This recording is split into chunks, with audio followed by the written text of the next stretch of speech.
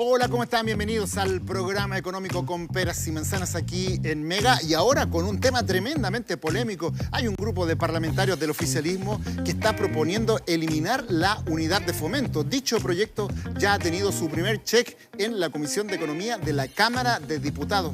¿Qué podría pasar si se elimina la UEF, por ejemplo, en los créditos hipotecarios? El ministro Marcel ha dicho eso sería un terremoto. Rafaela Bremer, ¿cómo estás? Qué gusto saludarte. Hola Roberto, bien, ¿y tú? La verdad es que no estoy sorprendida porque cada cierto tiempo sabemos que la idea de eliminar a la UEF no es primera vez que la escuchamos. Bueno, Francisco Javier Arrasuri hace muchos años, cuando fue candidato presidencial, fue el primero en proponerlo. Siempre está en el aire eliminar la UEF, pero yo creo que es quizás la primera vez que tenemos algo tan concreto que atraviesa una primera barrera en el Congreso. Hay que considerar que esto va a tener varias. O sea, estamos hablando de una primera comisión, tendría que pasar a la sala, después ir al Senado, que es probable que ahí no tenga mucho asidero.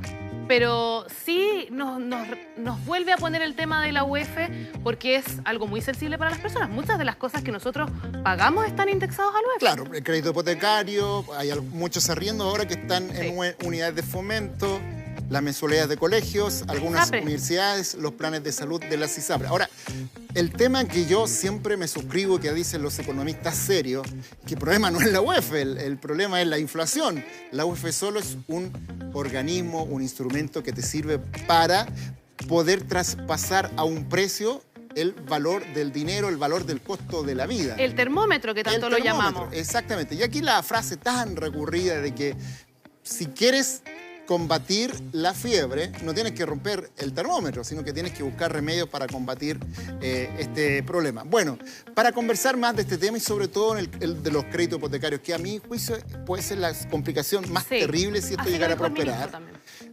Vamos a conversar con Tomás Irarraza, ¿vale? Él es gerente de la inmobiliaria CFL, un mercado que está viendo esto con preocupación. Tomás, ¿cómo estás? Bienvenido a nuestro programa con peras y manzanas. Hola, Tomás.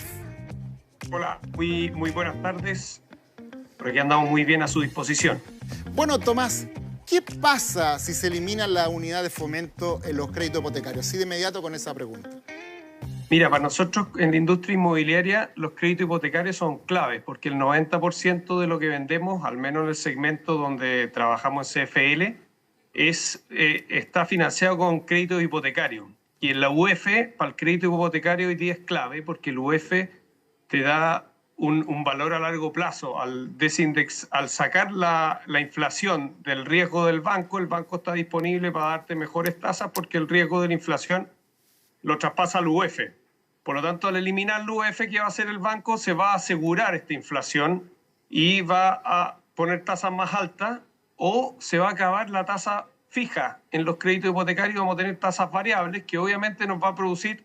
Lo que busca el proyecto de ley es pasar a que haya menos variabilidad en los costos mensuales, pero nos va a terminar produciendo más variabilidad porque el banco va a estar constantemente cambiándonos la tasa, porque la inflación le va a afectar de mayor o menor medida. Entonces, Tomás, a tu juicio, esta sería una medida que complica aún más el escenario que los parlamentarios dicen que mejoraría si eliminamos la UEF.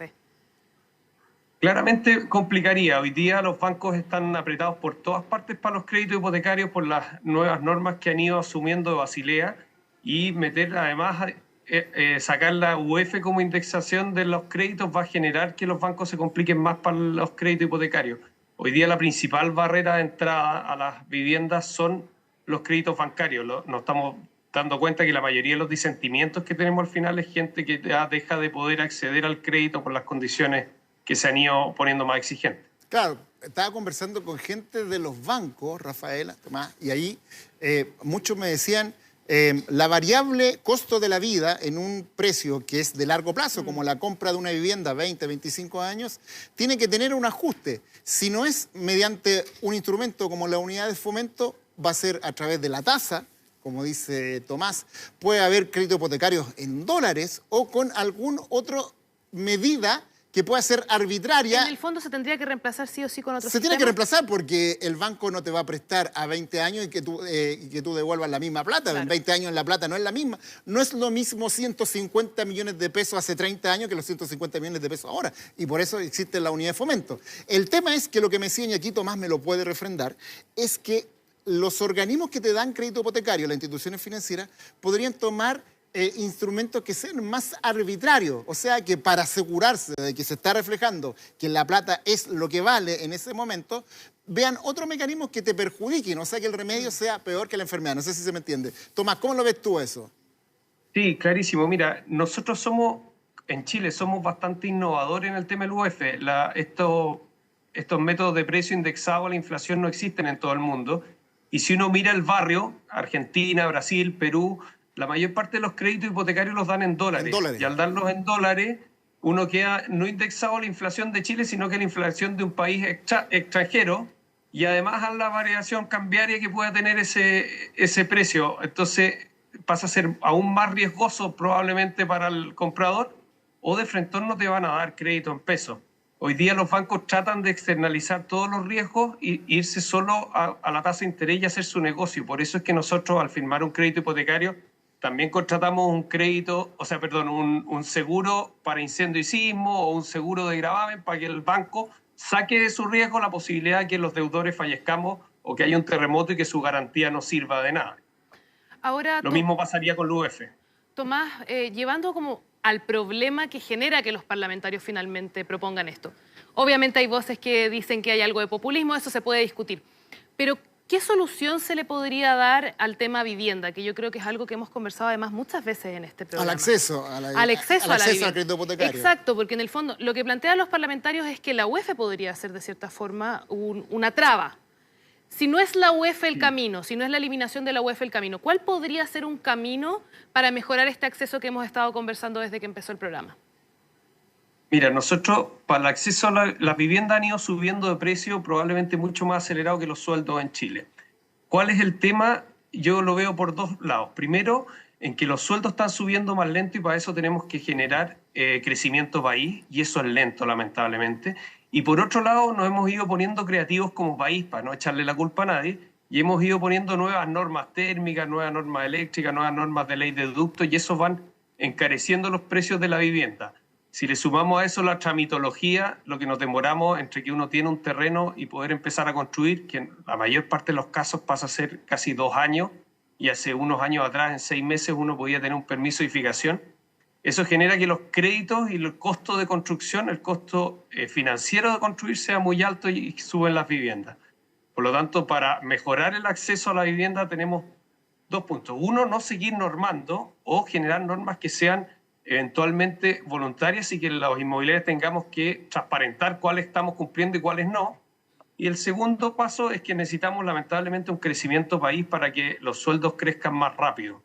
Sí. Y con eso los bancos siempre prestan plata, claro, que tu dividendo sea más o menos 1/4 de tu ingreso. Por lo tanto, si el ingreso no crece y el precio de la vivienda crece, quedan fuera del crédito bancario. Sí, mucho. Entiendo la idea. Ahora, no seguir normando sería bien complicado luego de lo que ha ocurrido con los edificios estos gigantes que se hicieron. O sea, no hubo ninguna autorregulación ahí.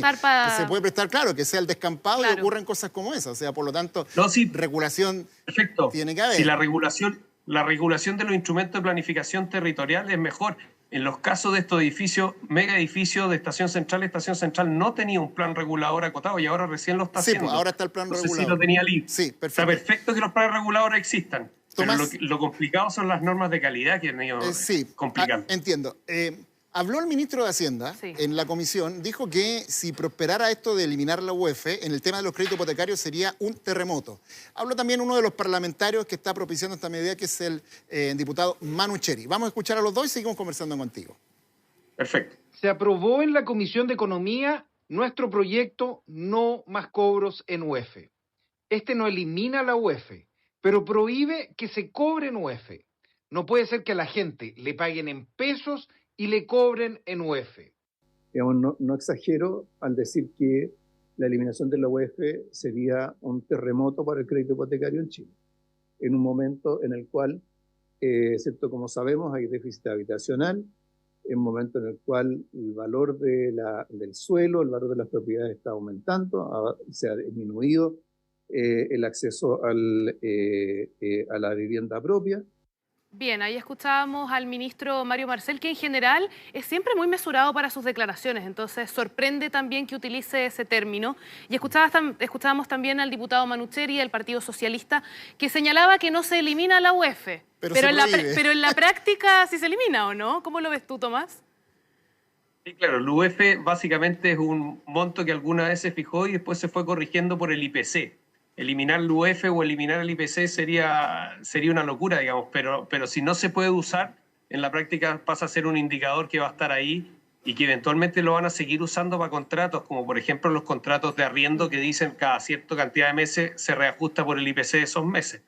Claro. Ahora, el hecho de que los bancos dejen de prestar o se encarezca el crédito hipotecario claramente genera un desajuste importante en el mercado inmobiliario. Y lo hemos visto porque en algún minuto con los retiros las mutuarias dejaron de prestar o dejaron de poder acceder a buenos precios y con eso se nos cayó bastante la posibilidad de acceder a viviendas y acceder a crédito. En los países vecinos donde no tienen acceso a créditos hipotecarios porque tienen un sistema financiero menos desarrollado o han desarrollado menos esto, el arriendo pasa a ser la clave, pero ahí nos alejamos nuevamente de la casa propia y sería lamentable, digamos. Claro. Bueno, Tomás Irarrázaval, gerente inmobiliario de la empresa CFL, conversando con nosotros y explicando con pera y manzana el efecto de una eliminación de la unidad de fomento en el mercado de los créditos hipotecarios. Tomás, muchas gracias por la gentileza. Gracias, Tomás. Muchas gracias a usted. Que estés bien. Bueno, vamos a seguir ahora con otro tema también que tiene que ver con el consumo, Rafaela, principalmente con los pollos de Brasil. La industria avícola de Brasil es muy importante en Sudamérica. Ellos producen mucho pollo y huevo, pero tuvieron un problema con la gripe aviar que los dejó cerrados. Pero hace algunos días el organismo que supervisa esto les dio el visto bueno. Ustedes pueden seguir ya volver a exportar. El tema es, y aquí está la polémica, que Chile ha señalado que se va a tomar su tiempo y que el permitir que vuelva a ingresar pollo y huevos brasileños a Chile sería a finales de julio o ya en agosto. Y eso ha causado una polémica porque los dueños de restaurantes dicen esto va a encarecer el precio del pollo. Bueno, tenemos dos puntos ahí. Bueno, las imágenes también fueron muy impactantes, Roberto. Tú recordarás. En las notas, sí, pues. Nosotros hicimos una nota en donde se veía una especie de zanja, ¿cierto? En donde se quemaban los pollos y cualquier derivado de ellos y fue bastante polémico y porque Brasil también es muy importante para nosotros. Es muy importante porque efectivamente nosotros no logramos satisfacer toda la demanda interna. Además, nosotros también exportamos al mundo pollo, por lo tanto necesitamos, y el pollo ha subido no solo por esto, sino que además porque ha subido el grano, la electricidad, la mano de obra, pero también por las enfermedades que han afectado a los planteles en Brasil y sobre todo en Estados Unidos, porque Estados Unidos, al no tener sus granjas que producen pollos habilitadas, empieza a comprarle a todo quien quiera venderle. Acá tenemos dos puntos, Roberto. Uno puede interpretar, bueno, Chile decide protegerse y evitar que quizás se genere algún contagio. Pese a que Brasil puede haber dicho, oye, estamos libres, Chile toma una medida más allá para poder protegerse. Sí, recuérdase un poquitito. Sí, pero ahí está el otro punto que tú decías. ¿Qué pasa con los restaurantes? El consumo de pollo en Chile es importante además porque en su momento fue una de las proteínas más baratas. Claro, solo supera el huevo nomás. Claro.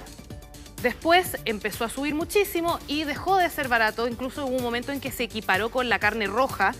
Y por lo tanto ahora había la expectativa de que si Brasil ya abría sus puertas, esto podría generar que pudiésemos recuperar esa cantidad de pollo y igualar los precios, algo que ya sabemos que no va a ser así y que por supuesto genera preocupación en el sector gastronómico. Máximo Picayo, que es el presidente del gremio de los restaurantes, ha señalado que si esto se demora, esta decisión, este visto bueno para el pollo brasileño, lo van a pagar los consumidores. O sea que nos va a salir más caro el pollo. Es que al final, ¿qué hace? Uno como consumidor dice, pero ¿cómo a nosotros? Pero también la empresa, ¿cómo lo hace?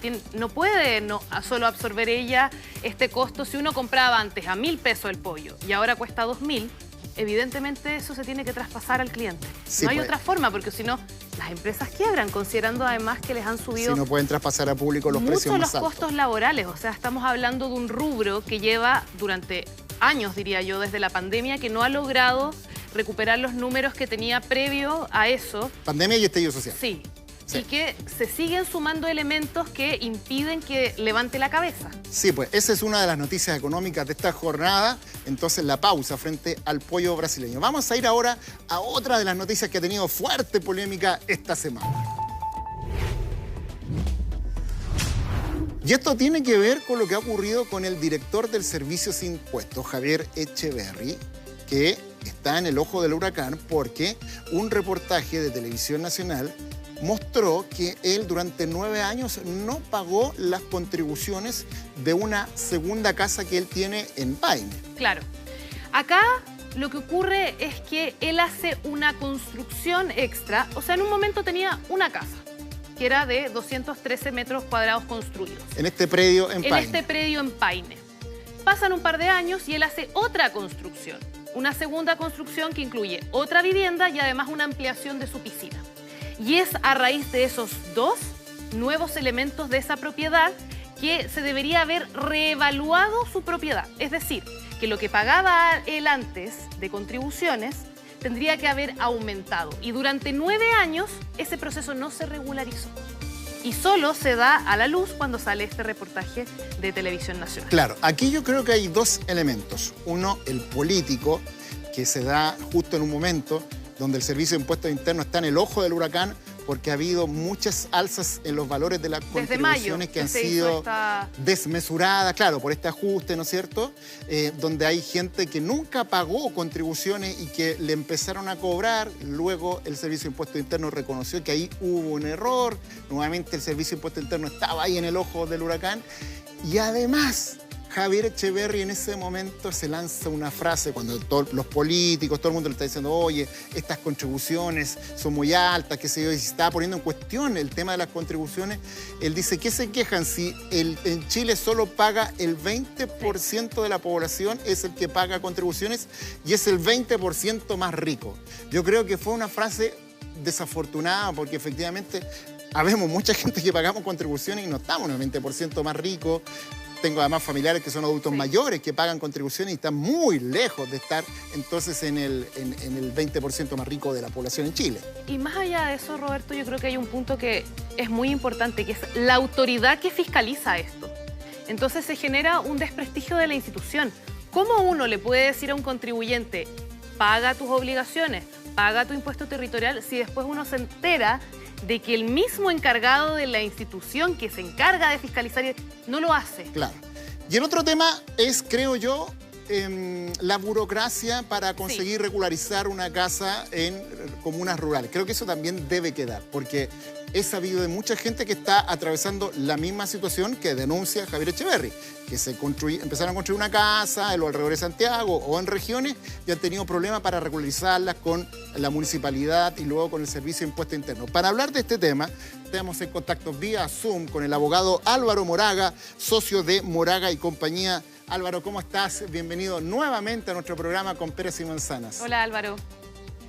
Hola, Roberto, ¿cómo están? ¿Me escuchan bien? Muy bien, estamos acá con Rafaela Bremer. Y la primera pregunta que te queremos hacer ¿es plausible, es atendible lo que dice el director de Impuestos Internos que durante mucho tiempo no pudo regularizar su vivienda en Paine, su segunda vivienda, como su casa de veraneo o de descanso? Lamentablemente no. Y de hecho es cosa de escuchar las declaraciones del mismo director que dio hace un par de semanas en T13 Radio, donde él mismo reconocía que la regularización que tiene que ver con la dirección de obras municipales no tiene necesariamente que ver con el cobro de las contribuciones. Impuestos Internos tiene facultades para cobrar viendo físicamente una construcción sin necesidad de que eso esté regularizado. Y eso fue reconocido por el propio director. Entonces, por eso parece muy paradojal la excusa que lamentablemente suena a eso. Por lo tanto, no es atendible lo que ha presentado él. No al lugar sería en un juicio. Puta, es como siempre lo que nos pasa a los contribuyentes con impuestos internos, que normalmente es no al lugar, donde la carga que hay respecto a todos los que desarrollamos alguna actividad económica, los que tienen una casa, tienen una carga respecto a impuestos internos muy grande, y aquí resulta realmente paradojal, por decirlo de una forma respetuosa, que en 9 años no haya podido regularizarse. Si esto es así, la verdad es que quiere decir que Impuesto Interno está funcionando y donde también habría una responsabilidad ya incluso distinta de parte de quien encabeza la institución. Álvaro, primero para hacer un contexto general, porque quizás hay personas que no entienden cómo se hace este proceso. Si es que yo tengo una propiedad y quiero hacer una ampliación, ¿cuáles son los pasos que tengo que seguir o que debería haber seguido, en este caso, el director de Servicio de Impuestos Internos, que él dice que sí lo hizo? A ver, acá es, para efectos de impuestos internos, es simplemente pedirle a impuestos internos declarar que hay una ampliación, declarar que hay una construcción, para que impuestos internos vaya y fiscalice y pueda constatar si con esta ampliación se supera el umbral exento que existe hoy día. Toda construcción tasada en cualquier cosa parecida un poco menos de 60 millones de pesos no paga contribuciones, y de ahí hacia arriba sí empieza a pagar. Por lo tanto, y si hay una ampliación, clásico ejemplo, los departamentos que tienen terrazas, se cierra la terraza, ya deja de ser terraza y por lo tanto empieza a ser metros cuadrados que cuentan para efectos de las contribuciones. Basta simplemente con solicitar una visita para que se constate esta realidad. Por eso es que, lamentablemente, soy una persona que tengo mucho respeto por la autoridad en general. Creo que la autoridad es importante en una sociedad, pero en este caso, como me preguntaba Roberto, no es para nada plausible. Y un tema que es bastante más de fondo es qué fue lo que se hizo hace 9 años. Se hizo una solicitud de regularización. Si las regularizaciones se hacen ante la Dirección de Obras Municipal. Hace 9 años atrás... ¿El culpa al municipio? Hubo... No, lo que pasa es que hace 9 años atrás, Roberto, y en esto solamente voy a especular, hace 9 años atrás se estableció un beneficio tributario para todos los contribuyentes, y que era que yo declarara mis construcciones, lo que yo tenía, ¿para qué efecto? Para efectos del impuesto a la renta y para subir el valor, el costo de adquisición de mi propiedad, cosa que después, cuando yo la venda, pagara menos impuesto a la renta. Eso se hizo hace 9 años atrás. No sé si será lo mismo a lo que se refiere el director, sería muy grave que se fuera, porque es muy poco, o sea, coincide la fecha, y además, insisto, aquí basta con solicitar al Departamento de Evaluaciones de Impuestos Internos que vaya, visite, y la verdad es que van a ir felices porque uno le está diciendo que lo que se requiere es pagar más impuestos. Perdón, lo que hubo hace Álvaro, muchos años atrás fue otra cosa. Esto no tiene nada que ver con lo que se llama históricamente la ley del mono. Yo puse una pieza, qué sé yo, estaba viviendo una hermana, qué sé yo, y había que hacer un bosquejo en papel y por eso se llamaba la ley del mono. ¿Eso sigue rigiendo, ya no? ¿O hay otras vías para regularizar esas cosas? A ver, lo que pasa es que aquí la gente tiene que entender. Aquí hay dos normativas que conversan, pero que no tienen ninguna relación. Una es el derecho municipal, es decir, cumplir con la regulación que establece el plan regulador comunal para que mi construcción esté en regla. Y por lo tanto yo la tengo que declarar. Va a importar el uso de suelo, si es residencial, si es industrial. Uno no puede construir cualquier cosa en una comuna. La comuna se da su regularización a través del plan regulador. Por ejemplo, los edificios. Hay determinados lugares donde se permite determinada altura, determinada cantidad de pisos, antejardín, etc. Todo eso es derecho municipal, tiene que ver con el plan regulador comunal y cumplir con las normas del plan regulador comunal. Hasta ahí no tiene nada que ver los impuestos, nada que ver. Es simplemente para que mi construcción no me la demuelan, porque si yo construyo, y han aparecido en las noticias, hay un hotel que no se puede ocupar hace no sé cuántos años en Viña del Mar o Concón, no sé, porque tiene un piso de más. Bueno, se incumplió aparentemente una norma ahí y por lo tanto ese edificio no se puede ocupar y por eso está la recepción definitiva, etc. Insisto, eso no tiene nada que ver con impuestos. Por otro lado, impuestos internos fiscaliza el cumplimiento de un impuesto que ha estado paradojalmente absolutamente en el ojo del huracán, que son las contribuciones o el impuesto territorial. ¿Y qué es lo que hace impuestos internos? Dice, yo voy a cobrar un X porcentaje del avalúo fiscal, que lo hace el mismo impuesto interno, que personalmente considero que es inconstitucional, eso es otro tema. Impuestos internos tasa la propiedad, y si esa tasación fiscal, el avalúo, es superior a los 56, 58 millones de pesos, empieza a pagar este impuesto.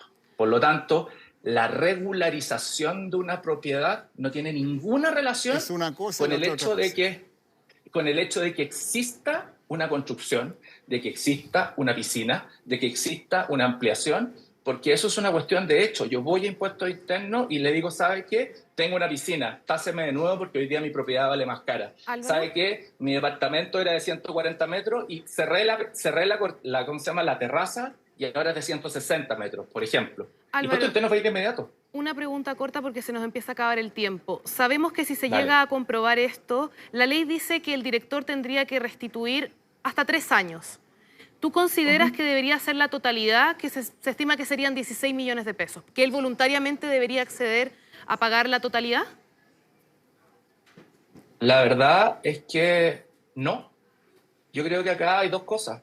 Una responsabilidad jurídica y una responsabilidad política.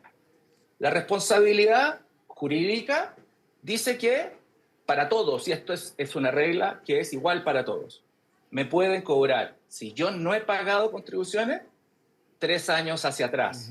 Así como también, si yo he pagado contribuciones de más, porque resulta que me tasaron la propiedad muy cara en la zona cero, y resulta que como ha pasado en la zona cero, las propiedades en la tasación sigue hacia arriba, pero hoy día yo puedo demostrar que la propiedad hoy día vale mucho menos, Impuestos Internos da la orden y me devuelven el exceso 3 años hacia atrás. Por lo tanto, la ley es pareja para todos y de verdad sería un mal precedente que las responsabilidades políticas se pudieran enervar con plata. Son cosas completamente distintas. Perfecto. Y lo que Álvaro. correspondería ahora es asumir la responsabilidad política y dejar el cargo, porque Clarito. una persona que fiscaliza no puede estar en una situación como esta. Perfecto. Álvaro Moraga, socio de Moraga y Compañía Abogados, explicándonos también estas implicancias en impuestos. Muchas gracias. Gracias, Álvaro. Roberto, Bárbara, encantado cuando quieran. Bueno, con peras y manzanas. Nos vemos. Que les vaya bien. Chao, chao. Chao, chao.